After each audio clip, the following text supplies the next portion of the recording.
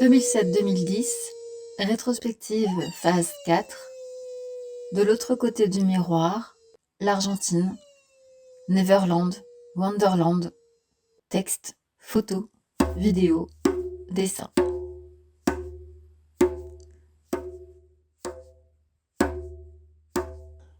2006.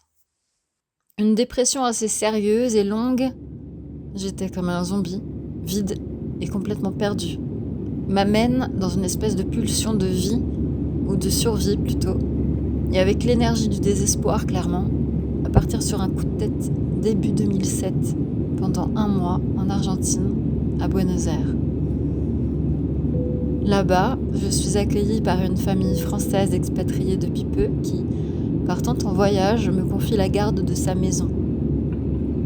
Je reste alors seule pendant 3 semaines dans une maison un peu vide et très silencieuse. Il n'y a pas de télévision.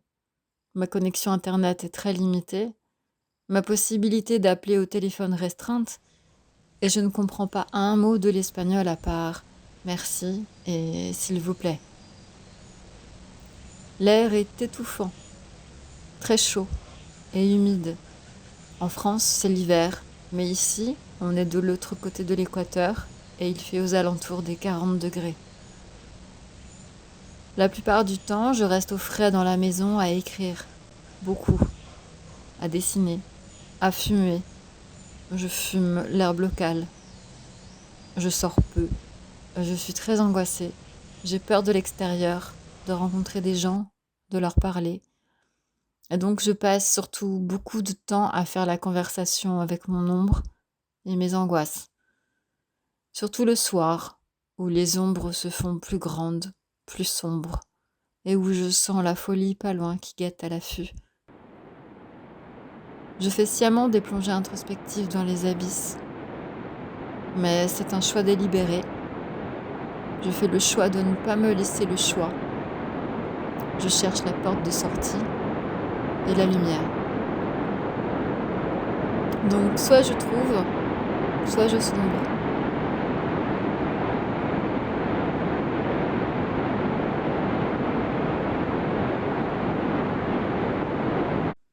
Lorsqu'il fait jour, je sors en fin de journée, lorsque les températures sont un peu plus supportables, et avec la peur au ventre de me confronter seule à un monde que je ne connais pas et une langue que je ne comprends pas.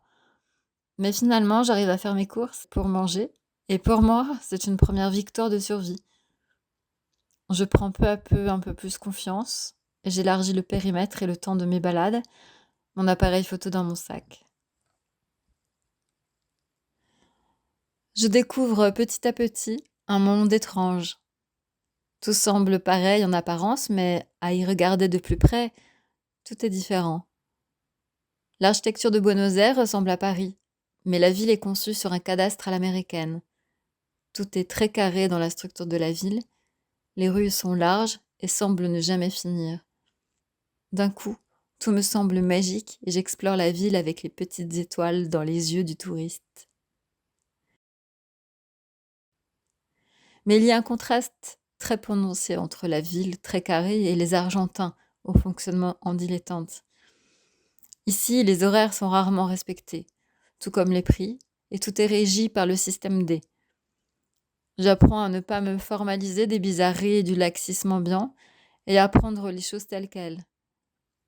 Je suis de l'autre côté de l'équateur, Alice de l'autre côté du miroir, dans un mélange étrange, absurde, drôle et presque burlesque.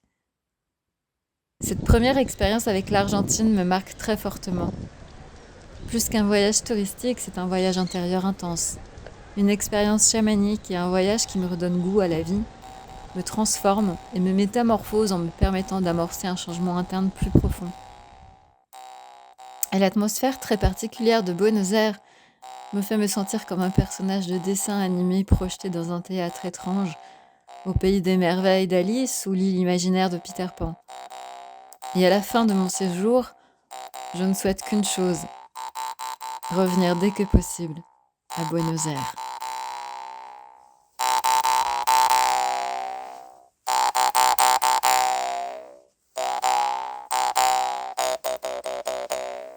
J'y reviendrai en 2009 et mon séjour cette fois va durer 1 an. Je m'installe avec mon ami argentin, dans un premier temps en banlieue de Buenos Aires, puis un peu plus tard dans la capitale, dans le quartier de Flores. Mon ami fait de la musique et moi je dessine et je peins. Nous voyagerons régulièrement, tous les 3 mois très exactement, pour que mon passeport reste valide. Brésil, Uruguay, Chili.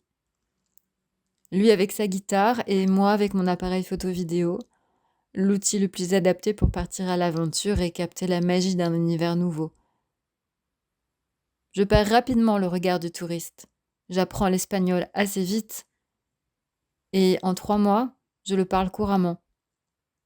Ce qui me permet de vraiment me connecter à la culture argentine et de découvrir la vie du quotidien dans sa réalité difficile et pas franchement drôle en fait. L'insécurité règne, la corruption est partout. Il y a beaucoup de pauvreté, de drames, de violence et de tragédies dans les histoires que l'on me raconte. Mais malgré tout, les gens sont chaleureux et j'aime ce pays. Sans dessus, dessous, mais très coloré et très vivant. Et dans cet univers joyeusement à l'envers, je me sens parfaitement à ma place.